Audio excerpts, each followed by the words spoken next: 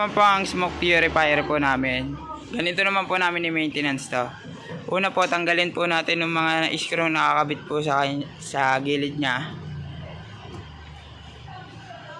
Pagtapos po matanggal yung mga tornilyo, tanggalin po natin yung filter po. Tapos punasan po natin yung mga moist dito sa gilid.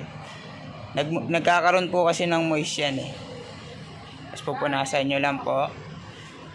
Tapos ito naman po yung filter nya, punasan nyo lang po. Yan.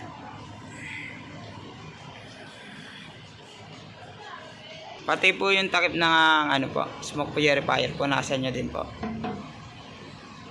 Kakaroon din po kasi ng moist yan. After punasan yung moist sa loob, ibalik po natin yung filter sa gitna. Tapos itong takip, ibalik lang din po natin. Tapos totornilyo na lang po natin yan, mga yan. Yun lang po. Thank you.